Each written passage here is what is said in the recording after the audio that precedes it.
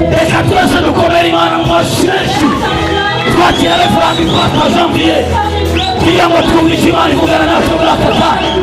Niba amajana y'Imana yakomeye cyane sakuriza Yesu zamure haleluya. Imana ivugana nawe muri aka kanya mu izina rya Yesu.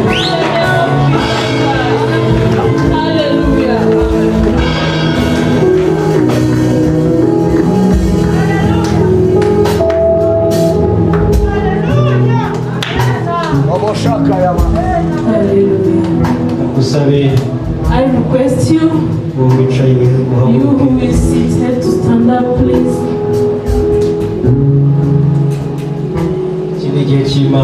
This is a good time of the Lord,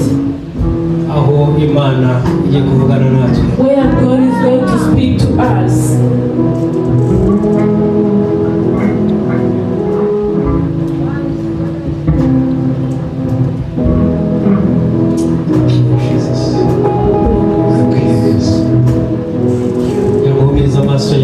I want you to close your eyes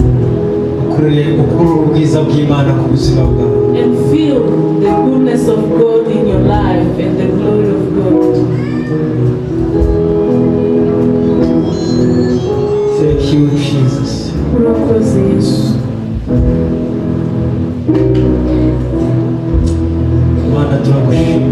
Lord, we thank you. No one is like you, Father. Alpha and Omega. You the Alpha and Omega. You the beginning and the end. You never change. For us, we can change. Our life can change. Things are changing. And things are changing. But for you, you never change. This is why this morning we are thanking you, Lord. Our hearts are here to worship, and our soul is rising you up, Lord. Your word says all the knees, all the things in earth, things in heaven, things in hell, all those knees will kneel down. Now in the name of Jesus, all the authority of Christ, I command all powers, I put it down in the name of Jesus. Hallelujah. Thank you, Jesus. The heart of everyone here, let it be visited by you. Your great hand, let it do miracles. In the name of Jesus. Our eyes are going to see. Our ears are going to hear. Our hearts are going to let your power come down. Let your word be seen. In the name of Jesus Christ. Let your goodness prevail. We give you this service, Lord. Come and manifest yourself. In the name of Jesus Christ. Clap for the Lord. Clap for the Lord. Clap for the Lord. Hallelujah. Amen. And get seated. May the Lord bless you. I welcome you all in this service. Worship team, may the Lord bless you. Let us clap for them. May the Lord do goodness to them. Welcome you all in this service. For you who are following us live. For you who are following us on GMT7. For those who are in Rwanda and outside Rwanda. May the Lord bless you. And today we are going to be blessed. Hallelujah. Hallelujah. Hallelujah. Hallelujah. Hallelujah. Amen. Senga hallelujah. Hallelujah. Hallelujah. Hallelujah. Musaba uzamura ikiganza cyawe I aho uri. want you to rise your Imana hand icyubahiro mu and izina rya Yesu. glorify God in the name of Jesus Christ. Turi hano turi imbere y'Imana. We are here before the Lord. Turi mu mpera z'umwaka. We are in the ending time of the year. Ibihe bitoroshye kandi Things bikomeye. are tough. Yeah. Ariko turashimira Imana But we thank God kubw'uburinzi bwayo buri kumwe for natwe. His protection with us. Turashimira Imana kubw'uburinzi bwayo buri We kumwe thank natwe. God for His protection in our lives. Ntutekereze ko ari wowe Don't think it is yourself cyangwa imbaraga zawe or your power cyangwa ubushobozi bwawe. or your mighty. No, No, ni ubuntu bwa Kristo. it is the grace of the Lord. Reka twongere tumuzamurire icyubahiro. Let us raise our hands and glorify Him. Reka ne gufata umwanya munini Let me proceed tujye mu ijambo ry'Imana. in the word of God. Ndashima Imana muri iki gitondo cy'uyu munsi I thank the Lord for today kubera ubuntu bwayo, because of His mercy, kubera imbabazi zayo. for His mercy. Wowe uri hano uyu mwanya You who are here today, ndagusaba kugira ngo ubeho mu gutuza kw'Imana. I want you to be in the quiet moment of God. Ndabizi ko Imana igiye kuvugana nawe I know that God is going to speak to you mu buryo budasanzwe. in a special way. Bwana Yesu asifiwe. Amen. Haleluya. Hallelujah. Ntabwo ari jyewe, It's not me, ni Kristo. it's Christ. Gutega amatwi rero wumve icyo Imana ivugana nawe. Listen to what God is speaking to you. Tugiye kuganira amagambo afite umutwe uvuga ngo We are going to share the words which have a theme, ibanga ryo gusohoka muri icyo kibaya. the secrets of getting out of that valley. Ibanga ryo gusohoka muri icyo kibaya. The secret of getting out of that valley. Bwana asifiwe. Hallelujah. Haleluya. Amen. Haleluya. Amen. Haleluya. Hallelujah. Ibanga ryo gusohoka muri icyo kibaya. The secret of coming out from that valley. Ushobora kwibaza uti icyo kibaya ni ikihe? You can wonder what is that valley, Ariko nuba maso, but if you will be watching, Imana iravugana nawe. God is going to speak to you. Kandi ubugingo bwawe And your soul buraza kugira ahantu buva, will come from one buze place kugira ahandi hantu and bugera. go to another place. Bwana asifiwe. Hallelujah. Haleluya. Amen. Haleluya. Amen. Imana yadusezeranije God has promised us Kanani. Canaan.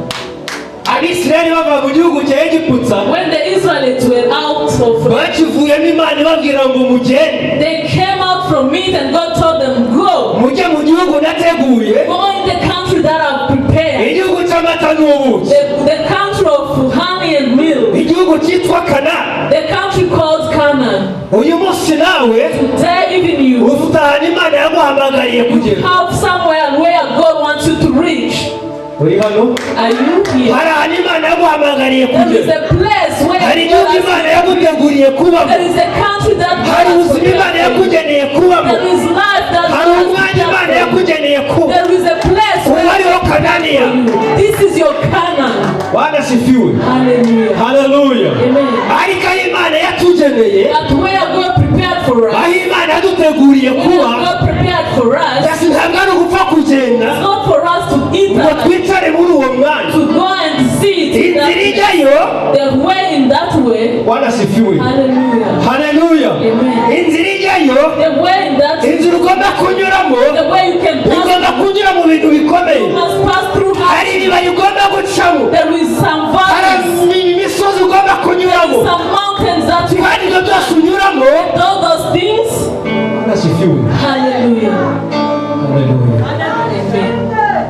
Umuririmbyi yararirimbye, sinibuka ari uwa kangahe, The singer has said, aravuga ngo tunyura mu misozi, nyura mu misozi, we pass through nyura mu mataba, mountains and valleys, ngo kandi aho hose and in all those places, ibyo byose all those things, niko birushya umuti. they are very hard. Nyura mu misozi, I pass through hard nyura mu mountains bibaya, and the valleys nyura mu mataba, and valleys. ibyo byose anyuramo All those things, niko birushya ubuzima bwawe, they are hard. niko birushya They ubugingo bwawe, are hurting me. niko birushya umutima They are wawe. hurting my heart. Ubuzima bwawe nawe The love that you niko have, bimeze. it is the same. Hari ibyo unyuramo, There are some things that you pass hari ibyo through. uri uyu munsi. There are something that you are in, the place that you are in.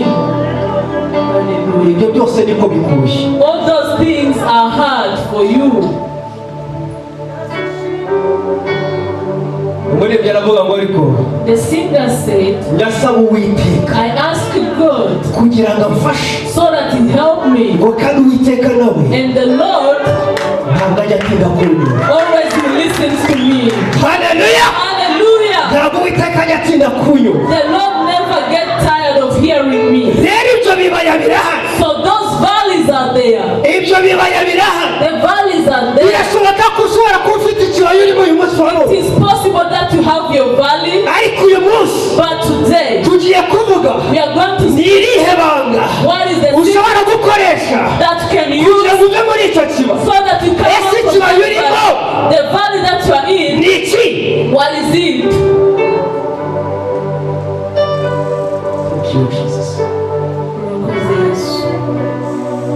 Iyo dusomye Bibiliya When we read the Bible, itwereka ibibaya byinshi it shows us many valleys. cyangwa se ibikombe. Oh, yeah, the valleys. Bwana asifiwe. Praise God. Haleluya. Hallelujah. Ndagira ngo winakarira ushimira Imana. I want you to be happy, Umwenyura usekera Imana. laugh and smile because of your God. Haleluya. Kuko uyu munsi Uwiteka arakugendera. Because today God is going to Kuko uyu visit munsi you. Uwiteka aricyo akorera ubuzima bwawe. Today God is going to do something in your life. Bibiliya itwereka ibibaya byinshi. The Bible shows us many valleys. Ntabwo byose ariko bivugaho. All those valleys I'm not going to Ariko speak ndashaka about. kuvuga ku bibaya bine by'ingenzi. But I want to speak about 4 valleys Bibiliya ivuga that the Bible speaks. kandi ibyo bibaya And those valleys, zigaragaza mu buzima bwacu. they are shown in our Niba life. uri umukristo If you are Christian, ukaba warakiriye Kristo nk'umwami n'umukiza you w'ubuzima have bwawe, received Jesus Christ as Byanga your bikunda, Savior, whether yes or no, ugomba kunyura muri iyo you nzira. must pass through that valley. Ikibaya cya mbere gikomeye The first valley, ni ikibaya bita Ela. it is called Elah. Icyo kibaya tugisoma muri Samweli wa mbere It is in 1 Samuel ibice 17. chapter 17. Icyo ni ikibaya That is a valley cy'intambara, of battle. A battleground. ikibaya cy'ibihe bikomeye, A battle, a valley which is very hard. umusozi w'intambara, The mountain of battles, aho duhangana n'imihanda, where we fight with the giants. ikibaya cy'imihanda. The valley of giants. Ikibaya cya kabiri The second one, nicyo bita igikombe cy'igicucu cy'urupfu. it is what is called valley of the shadow of death. Icyo tugisoma muri Zaburi ya 23 It is in Psalms 23, umurongo wa 4. verse 4. Icya gatatu The third one, ni igikombe bita Baka, it is called Becca, aho birivuga ngo where the Bible says iyo bakinyuzemo when the people pass through it, bagihindura ahantu h'amasoko. they make it to be Ikibaya cya fountain. kane The fourth one, ni ikibaya dusoma muri Ezekiel 37. it is in Ezekiel 37, Ikibaya cy'amagufa yumye, the valley of dry bones, ikibaya cyuzuyemo amagufa yumye. full of dry bones. Ntabwo umwanya uri bunyemerere kubivugaho byose. I will not speak about them. Haleluya! Hallelujah. Amen. Imana izadufasha tubone uburyo twongeye tubivugeho. God will grant us a time so Ibi bibaya byose mvuze all those valleys that I've said, ni ibibaya they are valleys. ushobora kuba unyuramo mu buryo runaka utazi. You are passing through them in the way that you don't know. Ni ibibaya They are valleys byigaragaza mu buzima bwawe. which are shown or manifested in your life. Ushobora kubimenya cyangwa ntubimenye. You can know them or not. Ariko uyu munsi, But today, haleluya, hallelujah, ndasaba Imana ivugane n'umutima wawe. I request God to speak to your heart. Ndasaba Imana ivugane n'umutima I wawe. request God to speak with your heart. Bwira Imana ngo vugana n'umutima wawe. Tell God, speak with my heart. Uyu munsi turibanda ku kibaya cya Ela. Today we are going to talk about the valley of Elah.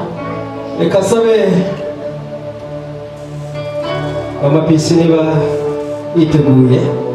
Let me request Mama PC if she's ready. Uyu munsi turagenda tunyura mu byanditswe gatoya kugira ngo ibyo numva nateguye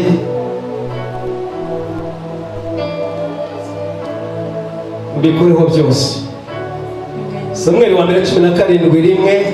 1 Samuel 17:1. Some mu izina umurongo wa mbere ugeze ku wa gatanu ahandi turaza kugira tubasoma. Verse 1 up to 5. Dusome mu izina rya Yesu Kristo w'i Nazareti. Dawidi yica Goliyati. Bukeye Abafilisitiya bateranya ingabo zabo kurwana, baziteraniriza isoko y'Ubuyuda, bagerereza kuri Efesidamimu hagati y'isoko na Azeka. Sawuli n'Abisiraheli nabo baraterana bagerereza mu kibaya cya Ela, birema inteko kurwana n'Abafilisitiya. Abafilisitiya bahagarara ku musozi wo hakurya, Abisiraheli kuwo hakuno, hagati yabo hari ikibaya. Murongo wa 4. Bukeye mu rugero rw'Abafilisitiya havamo intwari yitwa Goliyati w'i Gati. Ikirere cye cyari mikono 6 n'intambwe imwe y'intoki. Yari yambaye ingofero y'umuringa ku mutwe n'ikoti riboheshejwe iminyururu, kuremera kwaryo kwari shekeli z'umuringa 5,000. Amen. Hallelujah. Imana iguhe umugisha aho wicaye. Amen. Ndaza kukubwira hano ugenda dusomera. God bless you. You can get seated.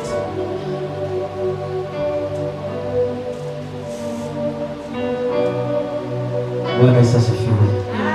Tugiye kuvuga ku kibaya bita Ela. We are going to talk about the valley which is called Ela. Kibaya kiri mu buzima bwawe. It is in your life, Cyangwa se kibaya ushobora kuba uri muri munsi. or you are in it today. Iki kibaya Bibiliya itubwira. This valley that the Bible is saying, Itweretse intambara hagati y'Abafilisitiya n'Abisiraheli. it shows us a battle between the Philistines and Israelites. Bwana asifiwe. Praise Jesus. Hallelujah. Hallelujah. Ibihe byinshi tuba mu bihe bikomeye. In many times we are living in a hardship. Tugira intambara nyinshi ziza mu buzima We bwacu. have the battles in our lives. Tugira intambara nyinshi turwana mu buryo We have budasanzwe. the battles that we fought.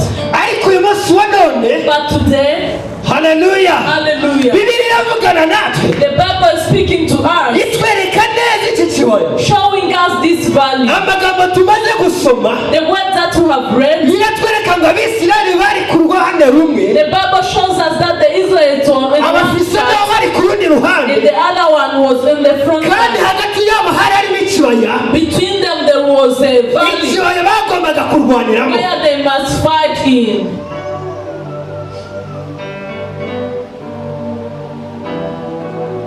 Iki kibaya This valley, ni ikibaya Kristo anyuramo, it is a valley that a Christian passes rimwe na through. rimwe akagenda anyura mu bihe bidasanzwe. Sometimes it is very tough. Iki kibaya That valley, ni ikibaya unyuramo, it is a valley that you pass through. abantu bakakubona mu yindi shusho. People look to you in Iki another kibaya way. In that ni valley, ikibaya unyuramo, it is a valley ukakira gusuzugurwa. and you welcome or you accept to be Iki ni ikibaya umuntu despised. anyuramo. That is a valley, Haleluya. Amen. Abantu n'ibintu bikakwambura agaciro. and people and things are not giving you value. Iki ni ikibaya umuntu anyuramo, This is a valley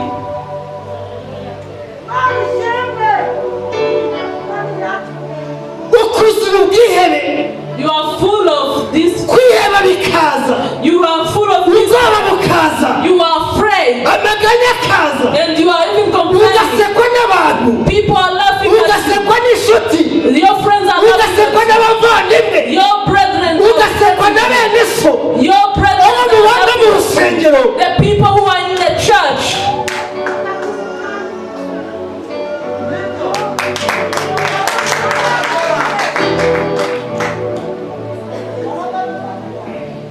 Iki ni ikibaya cyo kurwana, This is a valley of fighting, hahandi umuntu arwana. where someone can fight.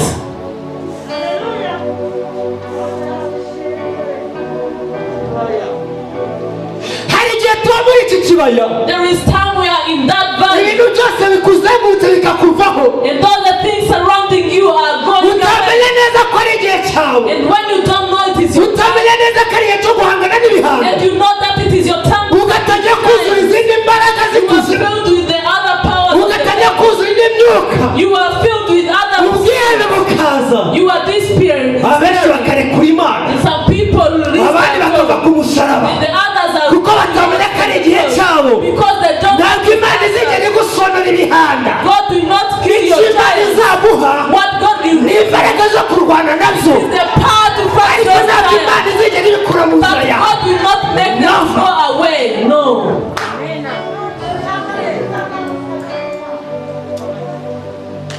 iki ni igihe abantu bicara ku mana yawe This is the time people sit on your God. bagatangira bakayivuga They start to gossiping basenga mu about it. gitondo They say he prayed the basenga morning, nijoro he prayed the evening, imisozi yose yarayirangije all the mountains ariko are si for imana him. yimumariye iki But where is his ko nta God? kimumariye Not getting anything. umuryango ugaterana The family inshuti gathers, zigaterana the friends gather, inama zigakorwa the bose bakakwigaho things are there for you. ukaba ikibazo mu You muryango become a problem in the ukaba family. ikibazo mu nshuti You become a problem ukaba in the ikibazo ahantu family. You become a ariko problem ukwiye kumenya neza somewhere. yuko But you must know uri mu kibaya cyawe you own your kandi value. ugomba kukigufasha And no one hari can goriya turi imbere yawe There is Goliath ugomba before you. kurwana nawe You must fight with bwana him. sifiwe Praise God. haleluya Hallelujah.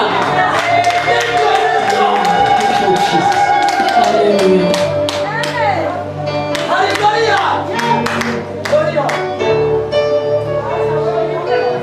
niba iki dusanga muri iki kibaya cya yera What is in this valley of Elah?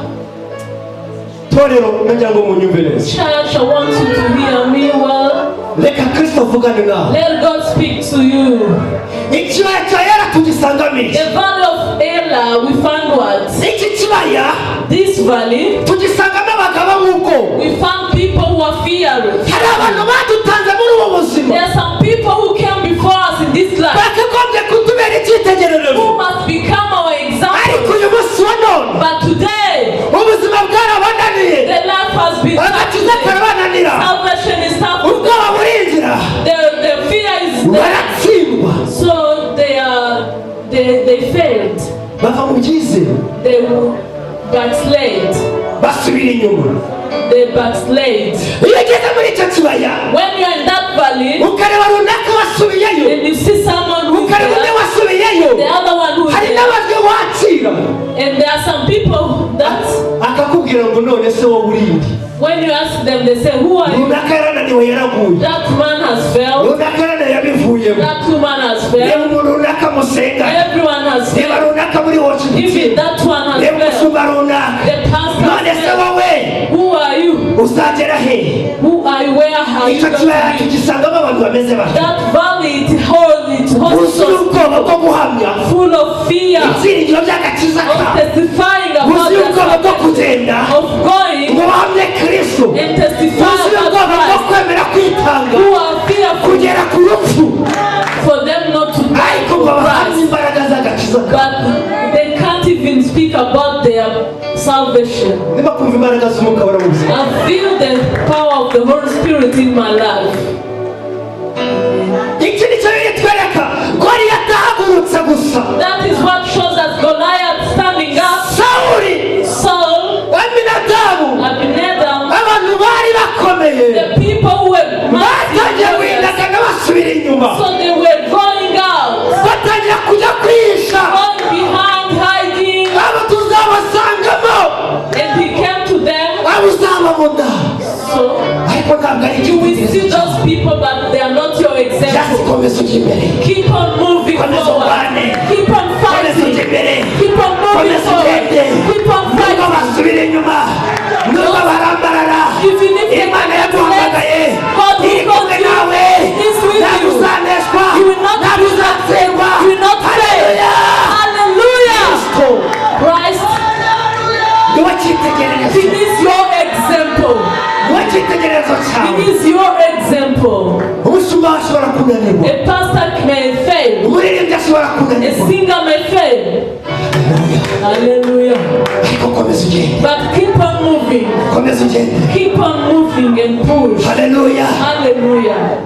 icya kabiri The second, harimo amajwi ya goriyati there are some voices of Goliath. biratuga mu gitabo cya petero The Bible says in Peter, ngo satani arazerera ameze nk'intare the yivuga devil is going around like a Ashaka lion kuba roaring, wanting someone to devour. ayo majwi ari muri icyo kibaya, Those voices are in that valley.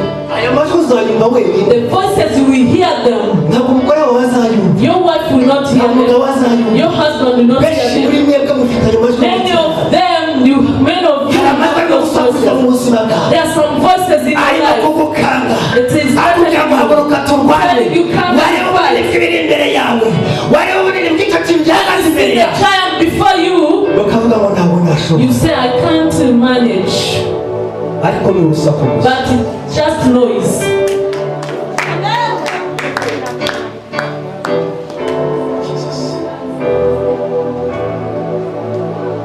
harimo Goliyati. There is Goliath.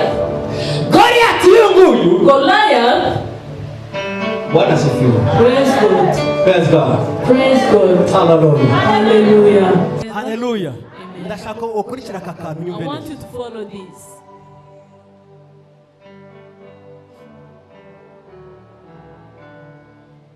Izina rye His name, kwitwa igihanda, for him to be called a giant, ni izina ubwaryo it is a name, ryari intwaro, ryari intwaro. it was a weapon. Iminsi 40 yamaze In 40 days that he spent yigaragambya mu Bisiraheli, talking about himself, nta yindi Israel, ntwaro n'imwe yigeze akoresha, he never used another weapon.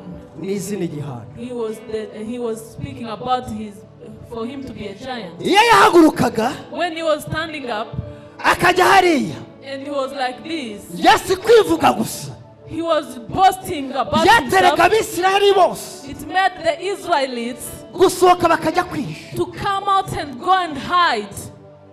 bakihisha. They were hiding Nta yindi ntwaro akoresheje, without any weapon he's using. akoresheje izina rye gusa Only his name n'ijwi rye gusa. and his voice.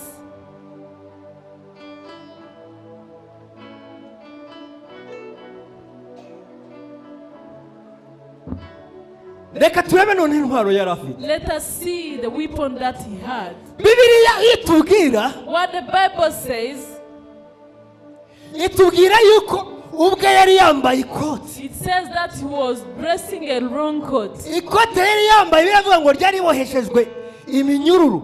The coat was made by chains. Bibiliya ivuga ngo ryapimaga shekeri z'umuringa It was weighing 5,000 ibihumbi shekels. 5,000. 5,000 shekels. Ibihumbi 5,000 iyo ugiye kubishyira mu biro by'iki gihe When you put them in the kilograms of today, ni nk'ibiro 60. they are like 60 kilograms. Ibaze nawe umuntu kuba ahagaze Imagine that person to stand yambaye umwambaro clothing upima ibiro coat 60. weighing 60 kilograms. Icumu rye biratubwira ngo His sword, ryari rifite ikigembe. it was, Ikigembe ni cya kindi umutwe wacyo it had like a head ryapimaga shekeri 600. weighing 600 shekels. Izi shekeri ni hafi ibiro 7. It's like 7 kilograms. Ntabwo mbaze ingofero yari yambaye, I'm not counting ntabwo about the mbaze helmet ibyuma yari yambaye, or those other ntabwo metals mbaze amacumu yari afite or yandi. the swords that he has and Mu spear. yandi magambo, In other words, intwaro ziwe zari ziremereye. his weapons were very heavy. Iki kibaya rero tujyamo So that valley that you are in, ugomba kwitegura yuko you are getting ready intwaro z'umwanzi ziraremereye, to know that the weapons of your enemy is kandi uburemere very bwazo heavy. And his heaviness, ntabwo tujya tubaha agaciro. we can't even give them value. Satani The devil ntabwo azigera kuzaho yoroshye. will never come to you in an easy way. Nafata umuntu akamushyira hariya kugira ngo akuvuge, When he puts someone there so that he gossip about you, akamwicaza akavuga ngo mvugira jambo, and he put there and say, please gossip about Janvier, akajya kunteranya. and he go to start speaking bad things about him. Ijambo The word, ubwaryo the only word azariha itself, imbaraga, he will give you the power, ariho uburemere give you the power, kugira ngo umunsi uzaryumva rikugezeho so that when you heard about it, rishwanyaguza umutima wawe. it will destroy your heart. niyo mpamvu benshi muri twebwe This is why many of us, dufite ibikomere byanze gukira we have the wounds which never get healed. Why? intwaro zakoreshejwe The weapon that they ni use, intwaro they ziremereye. are very heavy. hari abantu bacitse mu nzu There y'Imana. are some people who has already hari abantu gone. bafashe ibyemezo kuvuga ngo There ntituzagaruka are some people who say they will not come back kubera igikomere yakuyemo. because of the wounds. si igikomere kidasanzwe, It's not an easy wound, ariko kuko icumu yatewe but because of the bifite sword ibiro which comes birindwi, to- which is 70 byashwanyaguza kilograms, ubuzima bwiwe. it destroys his ukwiye life. kumenya umwanzi wawe You must know your afite enemy. intwaro zikomeye. He has the great niyo mpamvu weapons. nawe ukwiye gukomera. This is why you must be afite intwaro stronger. ziremereye. He has the niyo weapons which mpamvu are nawe ukwiye heavy. kuremera. You must get heavy. haleluya. ntabwo Hallelujah. ukwiye gucumizwa n'akabonetse You kose. cannot be harmed ntabwo with ukwiye kuguzwa something. n'ikibonetse Don't cyose, get harmed because of those things. kuko ibyo nubikora Because when you do that, uzaba usoje umugambi w'umwanzi wawe. you will make that problem, you will make your enemy to overcome.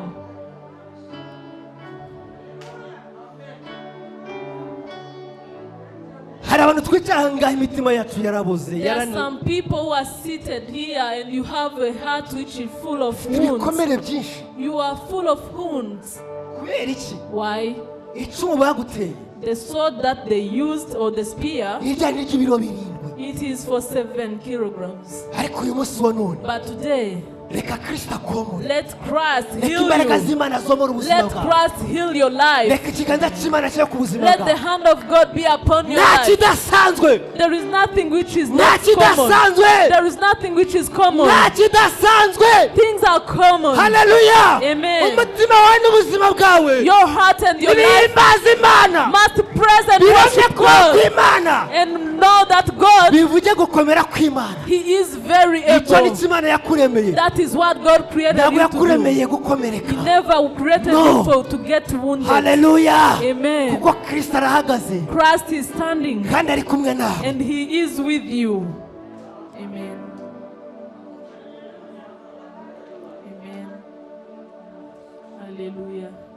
Thank you Jesus. Urakoze Yesu. mwuka wera ndagusabye, Holy Spirit, I want you. reka imitima yacu ikinguke Let our hearts be opened yumva ijambo ryawe. so that they hear your word. dawidi tuvuga David, that we speak about, yari afite ibintu bitatu. he had 3 things. yari afite inkoni, He has a staff. yari afite umuhumetso, He has afite imvumba. those things, those weapons. ubu ibintu bifashe ukabigereranya n'ibya goliyati, When you measure them or you compare them with the Goliaths, harimo difference. there is a great difference.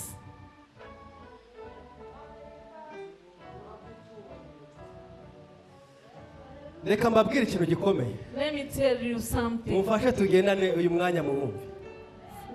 Be with me and hear this. bibiliya tubwira mu gitabo cy'abefeso 6:11 What the Bible tells us in Ephesians 6:11, ngo twambare intwaro zose z'imana. to wear all the weapons of God. turi kuvuga hejuru y'ikibaya cya Ela. We are speaking about Elah Valley. iki kibaya This valley, intambara irimo the battle in it, ni iyawe. it is yours. mvuze ngo iki? What am I saying? ntabwo ari iy'umugabo wawe, It is not for your husband. ntabwo ari iy'umugore wawe, It is not for your wife. ntabwo ari iy'umwana wawe, It is not for your ntabwo ari child. iya anti wawe, It is not for your ntabwo ari iya auntie. anko wawe. It is not for your It's auntie. you. It is about you. Amen. ni iyawe. Amen. mvuze ngo iki? What have I said? intambara iri muri iki kibaya ugomba kurwana, The battle in that valley ni that you wowe must ubwawe fight. ugomba kuyirwana. You're the only one to fight.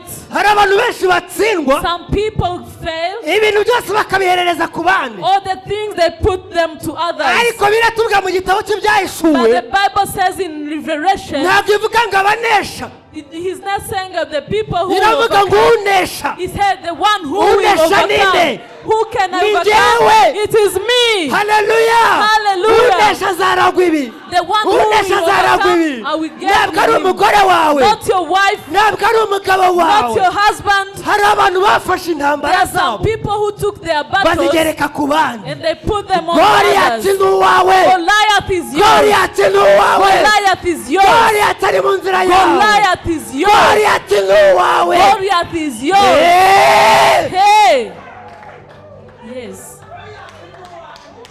I must fight him. ugomba kumurandura mu nzira You yawe must uproot him in your way kugira ngo ugende so that you move. haleluya Hallelujah. umugabo wawe afite goriyati we Your husband has his own umwana Goliath. wawe afite Your goriyati child we has his own Goliath. ati afite goriyati we But for everyone has his gihanda kiri Goliath. imbere yawe The giant niwe before you. ugomba kurwana nacyo You must fight it ukakivana mu and nzira uproot it. ugategura inzira yawe And then you prepare your ugategura kanani way. yawe You prepare your Canaan. Hallelujah. Hallelujah. Amen. iyo usomye samweli wa mbere 17:38-39 When you read 1 Samuel chapter 17, 38 up to 39, biratubwira ngo sawuli ahamagara dawidi the Bible says Saul called David. Hallelujah. arangije kumuhamagara amubwira ngo jya urugamba rwarananiye And he said, uyu goriyati sinamushobora this Goliath I cannot, none kuko wemeye kujya kurwana nawe but because you have accepted to akira uyu go, mwambaro get this cloth. amwambika ikote He make his rimeze report to nk'irya him, goriyati which is equal to amuha Goliath. icumu Give him a spear. haleluya Hallelujah. arangije aramubwira ngo ngaho genda And he said, go. dawidi igihe yagendaga When David was moving, biramunanira he failed. bimaze kumunanira When he failed, haleluya kuko hallelujah, urugamba rwari urwa sawuli because the battle was for rwari Saul, urwa dawidi it was for David. nimwiyambure imyambaro y'abandi mwambaye So don't get those mwiyambure clothes imyambaro of y'abandi others. mwambaye Don't get clothes of those mwambare others. imyambaro yanyu Wear your clothes. Hallelujah. Amen. igituma ibihanda bitova imbere yawe What make the giants come wambaye before you? ikote ry'abandi You have another's coat. wambaye ikote You ry'abandi have the coat which is not kuramo yours. ikote ry'abandi You have come out from that coat. kuramo umwambaro w'abandi Remove that coat shyira of intwaro others. z'abandi hasi Put down those weapons. hari intwaro imana yakugeneye There is a weapon that God gave izo ugomba you. kurwanisha You must use them. dawidi aravuga ngo no David says no. abikuramo ashyira hasi He unclothed them. Put them down. vuga ngo abishyira hasi He put them down. abishyira hasi He put them down. iki kibaya This valley, ni wowe it is you. vuga ngo ni njyewe Say it is me. ni wowe It is me. urugamba The battle, ni wowe rureba it is for you. iyo usomye yobu 2:9 yobu 2:9 When you read Job 2:9, bibiliya tubwira ngo the Bible says yobu yari anezerewe n'umugore we Job was happy with his wife. bari n'abana babo bameze They neza had their children. ariko ku murongo w'9 But on the verse of 9, bitwereka ko ibintu the byahindutse Bible shows us that things bimaze changed. guhinduka Things turned. urugamba ruzira yobu And the battle came to Job. yobu yinjira muri ela Job will come into yinjira mu Elah. kibaya cyiwe He entered in ubwo Elah. zinjiraga muri icyo kibaya The day he entered bibiliya in it, tubwira ngo umugore yaraje the Bible says the women amaze kuza aramubwira ngo and he said, ibi bintu bikubayeho what happened to you? uracyakomeza kwizera Are rimana you iki still hoping in your God? ni umugore babanye He was the wife ni umugore babyaranye that they have ni umugore children with, basangiye the one they ariko kuko shared. ikibaya ari icya yobu But because the kandi valley is for intambara Job yarebaga yobu and the battle was for Job. Hallelujah. bwana asifiwe Praise God. arangira avuga ngo uvuze nk'umwe mu bagore He b'abapfapfa said you are like a dumb person. ndi mu kibaya cyanjye I'm in my valley. ndabona goriyati imbere I see yanjye Goliath before ngomba me. kurwana I nawe must fight him. haleluya agira Hallelujah. ibanga mu buzima bwiwe There is a secret in his life. aravuga ngo And he said byose all the things nabihawe n'uwiteka are from the Lord. iyo ni intwaro. That is a weapon. Umugore niwe akagombye kugusubizamo imbaraga. A wife was the one to support you. Ese ari wowe byagenda bite? So if it was you, what can you say? Ariko amenya ko ari ikibaya cye. But he knew that it is his valley. Amenya ko agomba kwambara umwambaro He we. knew that he must clothe his coat akarwana intambara and ye to fight his own kugeza battle ku mwisho. until the Arangira end. aramubwira ngo And then he said, uvuze nk'umwe mu bagore you b'abapfapfa. spoke like the one who is down. Navuye mu nda ya mama nambaye I came ubusa. out from the womb of my mother. Ibyo uvuga naked. byagiye nta na kimwe nari What mfite. has taken it? I didn't have Nzasubira mu anything. nda y'isi ntacyo And I will njyanye. go back in the Izina ry'Uwiteka head without something. rihabwe Let icyubahiro. the name of the Izina God be ry'Uwiteka. glorified.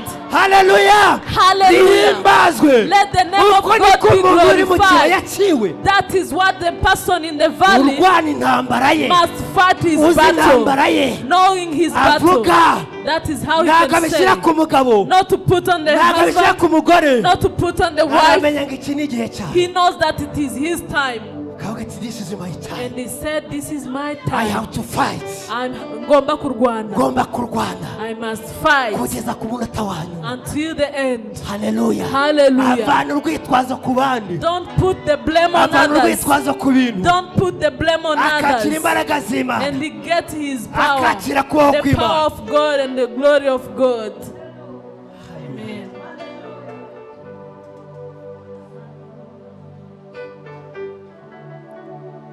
Iyo dusomye Yesu When we read about Jesus, igihe ikibaya cye cyari kigeze, when his valley was near,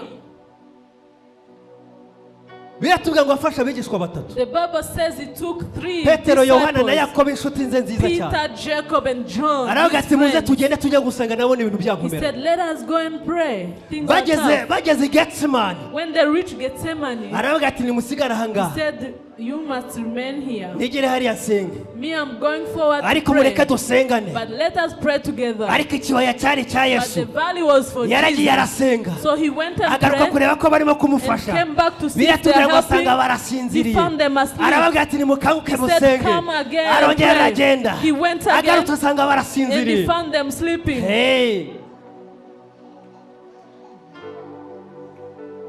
Umutwaro ntiwari uwabo, The burden was not theirs. umutwaro wari uwa Yesu. The burden was for Jesus. Umutwaro si uwa bene so, The burden is not for your Umutwaro brothers and n'uwawe. sisters. The burden is ikibazo yours. si icy'abandi. The problem is not for Ikibazo ni others. icyawe. The problem is for you. Haleluya. Hallelujah. Abagusengera bazagusengera, People who will pray for you, they will pray for abakwikorera you. imitwaro bazayikorera, People who will take your ariko burden ni will wowe. take it. But Yesu you the amaze one. kubona ibyo byanze, When Jesus saw this, yagiye gusenga ubwa mbere, he went to pray for the first asenga time, ubwa for kabiri, the second time, ava ku bantu, and he left ava ku people. bigishwa He be, left his disciples. arahatiriza He prayed kugeza igihe marayika uvuye mu ijuru until the angel came from amwongereye heaven. imbaraga. Give him, Amaze fill him with kumwongera power. imbaraga, When he gave him power, araza aravuga ngo ngani he musinzi, came and said, now you can get sleep. uri kumwe n'abantu, You are with people, uzagendana n'abantu, you will walk with people, ariko shaka but search kandi umenye ngo and know urugamba ni urwawe. the battle is yours. Umunsi uzazamuka umusozi uvuye mu kibaya, The time you are climbing the mountain, uzahura n'ubuhamya bw'abantu benshi, you will see many testimonies. bazakwakira, They will receive you. bazavugana nawe, They will welcome you and speak bazashima to you. Imana ku They bwawe, will thank God because ariko of wowe, But you, wowe you, ni wowe ugomba kumenya, you must ni wowe uzi know, imibabaro yawe, you must know your ni wowe uzi pain. inzira You wanyuzemo, must know the ni wowe uzi you are the one uko warwanye. who knows the way you fought. Uyu munsi naje kukubwira ngo Today I've come to tell you, haguruka. stand up. Amen. Bwana asifiwe. Praise God. Muri mu mwuka, Are you in spirit? tumuhe Amen. icyubahiro Yesu. Let us glorify Jesus Christ. Reka mvuge kuri ibi ngibi nihuse. Let me speak about this. Ibanga ryo gusohoka muri icyo kibaya, The secret of coming out from that valley, ibanga ryo gusohoka mu kibaya cya Ela, the secret of coming out from Elah gusohoka muri valley, iki kibaya for you to come out, hagomba kuba connection y'ibintu you bitandatu. must have the connection of 6 things. Kabivuge nihuta. Icya mbere The first one, ni amavuta. It is the anointing. Biratubwira muri Samweli wa mbere The Bible says in Samuel, 1 16:13 chapter 16 verse Baba ngo 13. Samweli ahera ko yenda ihembe ry'amavuta Samuel took ayamusukira imbere y'abakuru be that horn of anointing and pour it before his brothers and sisters. uhereye ubwo From that time, umwuka w'Imana the Holy Spirit akajya amuzaho was visiting him, akajya aza kuri Dawidi cyane coming for David. amavuta yo mu ihembe The anointing, amavuta yo mu ihembe ni the iki horn, what it is? agakiza It is salvation. gusigwa To be anointed. gusigirwa imbaraga Be z'Imana anointed by the power of gusigirwa Imana God. To be anointed. haleluya Amen. ndagira ngo ubwire ngo I want to tell you, ntuzahagara imbere y'umwanzi you wawe will not stand before umwanzi your wawe enemy. Your agomba enemy gukubitwa no gusigwa must be beaten by your Hallelujah. anointing. Amen. praise God Amen. hakenewe amavuta The anointing is amavuta y'Imana required. ku buzima The bwawe anointing of God in your kandi life. uca bugufi Imana ikavugana nawe Where you are humbled, umutima wawe and God umenekeye speaks imbere to you. y'Imana Your heart is humbled before iyo the Lord. amavuta yaje When the anointing came, haleluya hallelujah. haleluya Hallelujah. Bwana Amen. asifiwe Amen. amavuta y'Imana The anointing of God. amavuta aguhuza n'Imana The anointing connects you with akagutandukanya God. n'ibigirwamana The by'iwanyu anointing is cutting down all the agutandukanya n'ibindi bintu ibyo ari byo byose It makes you to cut off all the umunyamavuta agomba demons. kubahwa The anointing must be respected. nta kindi cyakubita ibihano Nothing can beat the giants. amavuta Anointing. amavuta Anointing. amavuta Anointing. haleluya Hallelujah. icya kabiri The second, umugezi the river. Bibiliya tubwira mu gitabo cy'abami ba mbere The Bible says in 1 Kings, inzara yarateye there was hunger. amapfa aracana So things are not good, were not good. ariko biravuga ngo So the Bible says,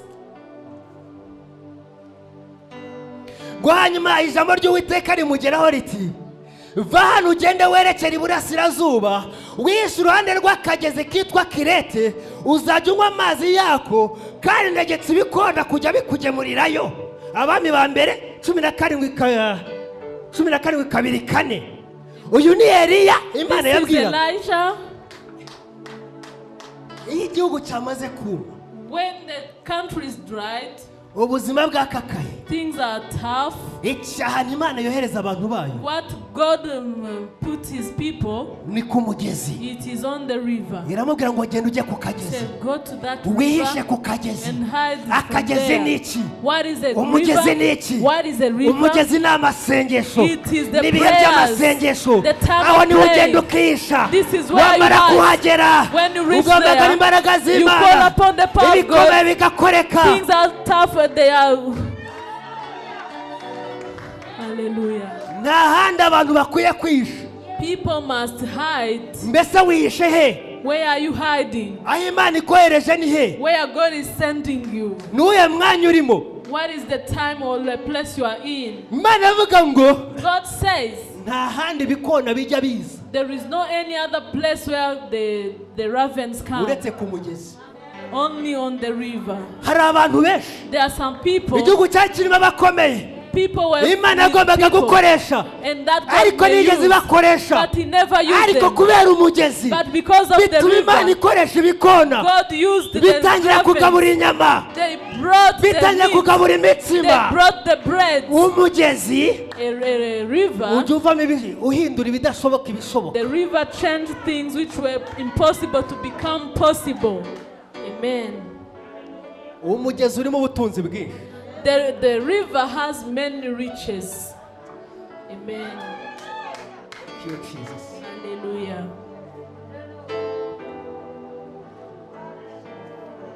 Thank you, Jesus. Thank you, Lord. Thank you, Jesus. uyu mugezi nkivuga kuri uyu mugezi When I talk about this river, aha niho this is where niryo banga That is the secret ryakubise Goliath hasi. which makes Goliath to fail. Biratubwira ngo igihe Goliath yazaga guhura na Dawidi, The Bible says when Goliath meet David, Dawidi yari afite inkoni, David has a staff, umuhumetso, nta mabuye yari afite. no stones. Yari afite inkoni, He had a staff, umuhumetso n'imvumba, ibintu bitatu. he had three things. Umuhumetso wagombaga gukora iki? Nta buye. Imvumba yagombaga gukora iki? Nta buye. Inkoni yagombaga gukora iki? Nta buye. His weapons without a stone cannot do anything. Nta kintu byagombaga gukora. It cannot Muri do uwo mwanya anything. nta gaciro byari bifite. In that time, it Ariko igihe doesn't yabonaga have. Goliath aje, But when he saw Bibiliya Goliath, tuvuga ngo yarirukanse, the Bible says he ran aragenda ajya ku and kagezi. went to that Ageze river. ku kagezi, When he reached that aca river, bugufi. he knelt Aciye down bugufi, and he knelt down. areba mu kagezi. Took in Arebye that mu river. kagezi, When he saw in the Oh! river, hallelujah, atoramo ibuye rya he mbere, found the first stone, ashyira mu mvumba. put in that pocket, Atoramo irya kabiri, put the second ashyira mu one, he mvumba. put in that Atoramo pocket, irya gatatu, to the third time, ashyira mu hallelujah, he mvumba. put in that bag, Atoramo irya kane, and put it even the sixth, ashyira mu mvumba. and put it in the Atoramo pocket, irya gatanu, and the fifth one, naryo ashyira mu mvumba. and he put it in that bag. Praise the Lord. Hallelujah. Umugezi, In that river, umugezi, in that river, umugezi urimo abana babuze, that river, umugezi urimo there amafaranga, is umugezi children, urimo there is ubuzima money, bwawe, there is your life umugezi urimo there, agakiza there kawe, is your salvation, agaciro watakaje. the value that Kari mu was taken mugezi. away, it is in that Just valley. go. Genda ku Then mugezi. that, hallelujah. Bivuga ngo amaze gufata amabuye atanu, When he took 5 stones, umuhumetso wagize agaciro, the heart has that imvumba yagize value. agaciro, The pocket has that Dawidi nawe value. yagize agaciro, Even David has that ibintu byose value. byagize agaciro. All the things has Kubera value. iki? Why? Kubera amabuye Because of the yari stones. amaze gushyira muri iyo mvu. Stones in that small bag. Amen. Iyumva ni umutima, It is your heart. umutima w'ibyiringiro. It is the heart of Biravuga mu God. migani The Bible kane says, makumyabiri na gatatu, 4:23, ngo arinda umutima wawe protect your kuko heart. nibyo ubuzima bibitse. Because this is where the life things are in. Amen. Icya kane yari afite inkoni. So the fourth, he has a staff. Inkoni bivuga ubutware. It speaks about Inkoni niyo authority. Mose yashyize hejuru y'inyanja, This is what Moses inyanja used. icikamo kabiri. And the Abisirayeli river barambuka. separated. And those Israelites were crossing over. Amen. Mbere kugera ku musozi, Winding up.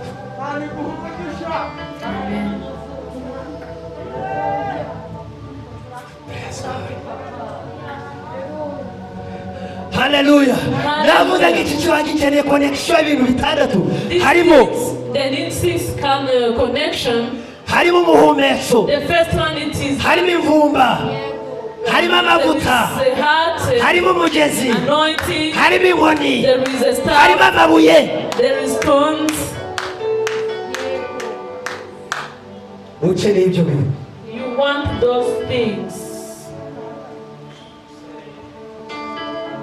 Harimo umuhumetso. There is the power of the Holy Spirit. Iki There. kiba gikeneye ibintu bitandatu. It needs 16. Harimo umuhumetso, There is that thing. harimo amavuta, There is anointing. harimo inkoni, There is a staff. harimo umugezi, There is a river. harimo imvumba, There is a heart. harimo amabuye. And there is stones.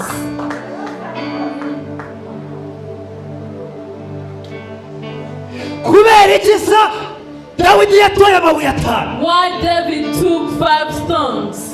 Aka niko ngiye gusoreza. That is what I'm going to stop by. Ese ibuye rimwe ntiryari rihagije? Was the first, the one stone not ibuye rimwe ryari yagiye kugira ngo arangize one Goliath. stone was enough to finish Goliath. Ariko iyo wagiye ku mugezi But when you go to the river, jya wirinda gufata iby'ako kanya. don't take things of that Fata ibihagije take ukora things impamba which are enough, kuko urugendo ni rurerure. because you have a Icyo great nicyo time. birivuga muri Yosuwa What is what the ngo Bible mukore says in amahamba, Joshua? mukore amahamba. Take many things with Hari you. abantu bajya ku mugezi There are some people who go to the bagafata river ibuye rimwe, and they took one stone. ariko Goliath ntabwo ari umwe. Goliath is not Hariho ba one. Goliath There benshi are many Goliaths. tumaze kubibona dusoza. We see it Dawidi agiye when ku mugezi Goliath umwuka w'Imana aramuhishurira the Holy Spirit revealed to him. aramubwira ngo He shows him, fata ibihagije. take things which are enough.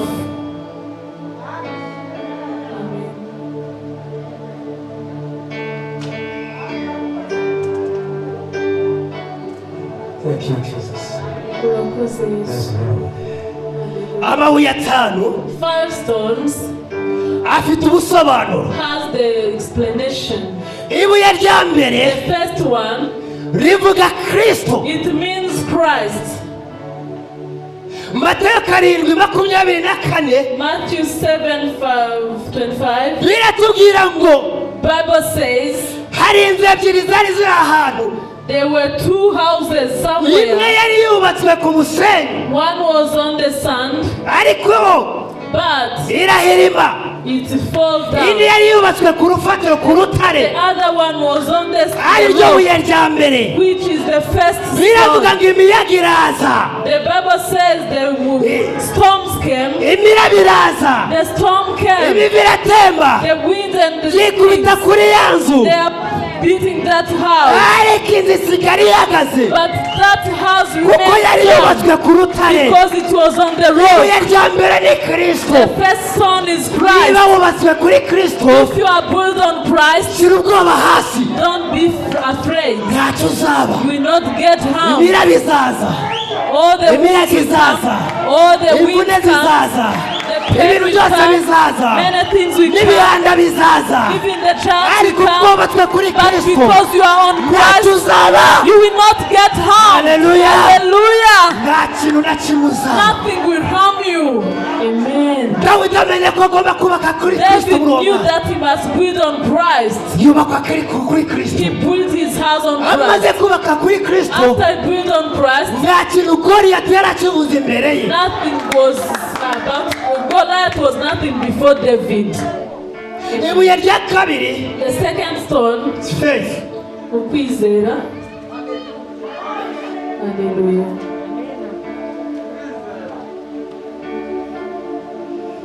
Jesus. Hallelujah. Yewe ngo kwizera niko kutumenyesha rwose ibyiringirwa, udashidikanya ko bitazaba, kandi ko kuduhamiriza ibyo tutareba ko ari iby'ukuri.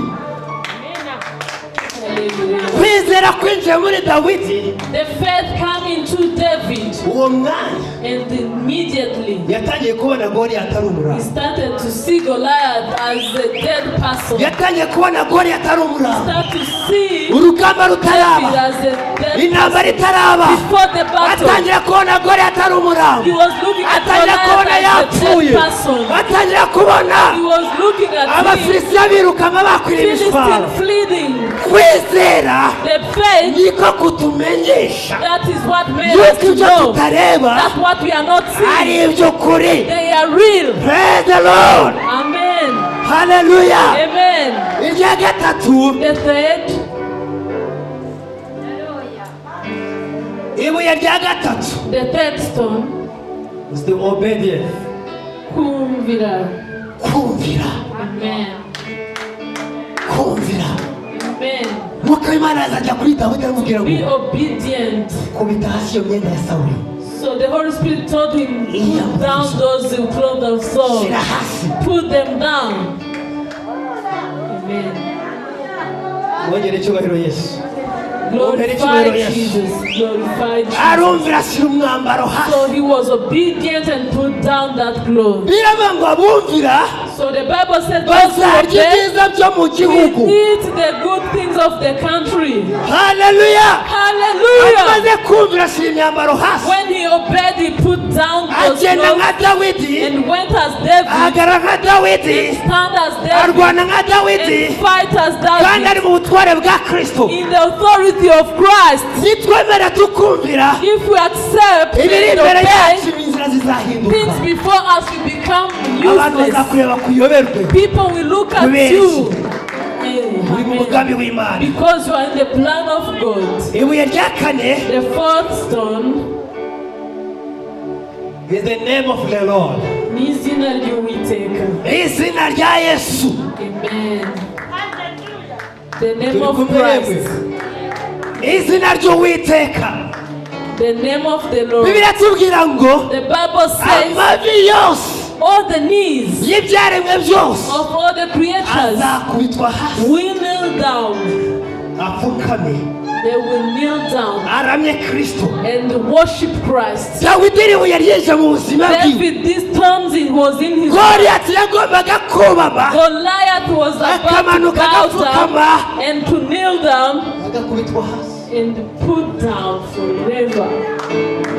niyo mpamvu That is why igihe Dawidi yateraga Goliyati, when David was attacking Goliath, Goliyati yikubise hasi yiwe. Goliath bowed down. Biravanga izina ry'Uwiteka The Bible says the name of Christ, ni umunara ukomeye, it is a strong umukiranutsi ahungiramo agakira, level. umukiranutsi ahungiramo agakomera. And that person Niba is wizeye going izina to ry'Uwiteka, get. If you believe in the name n'ubwoba of hasi Imana iri Christ, kumwe nawe. don't get afraid, God is with ibuye you. rya gatanu The fifth stone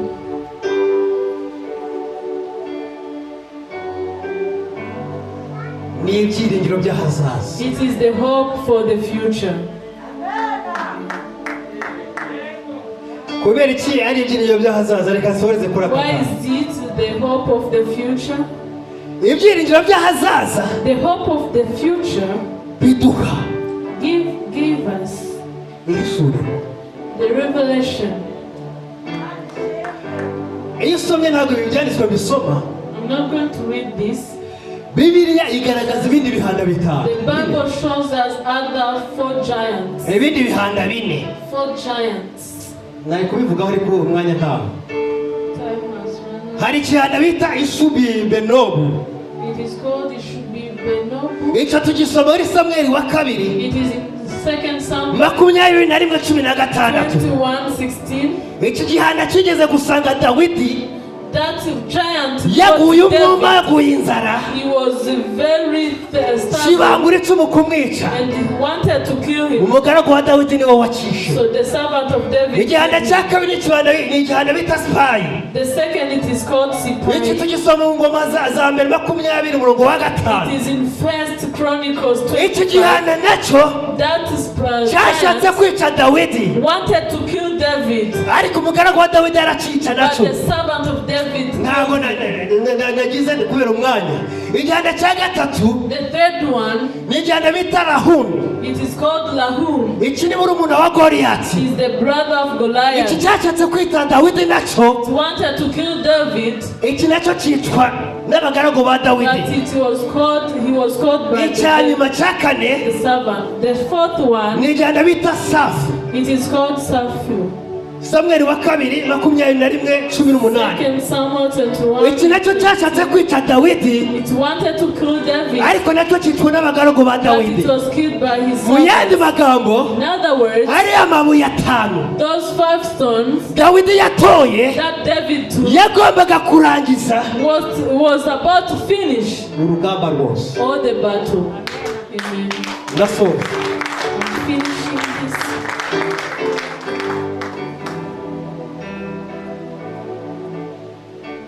kunyura neza mu kibaya cya Ela To go through that valley of Elah, bidushoboza kunyurana imbaraga it will enable us mu kibaya cya Baka. to pass through with power in the valley of Baker. nuca neza muri Ela, If you pass through Elah in a good way, igikombe cya Baka even that valley of Baker, uzagihindura amasoko. you make it to become the source of igikombe fountain. cy'igicucu cy'urupfu That will the shadow of the death ntacyo kizatwara ubuzima bwawe. will not harm you.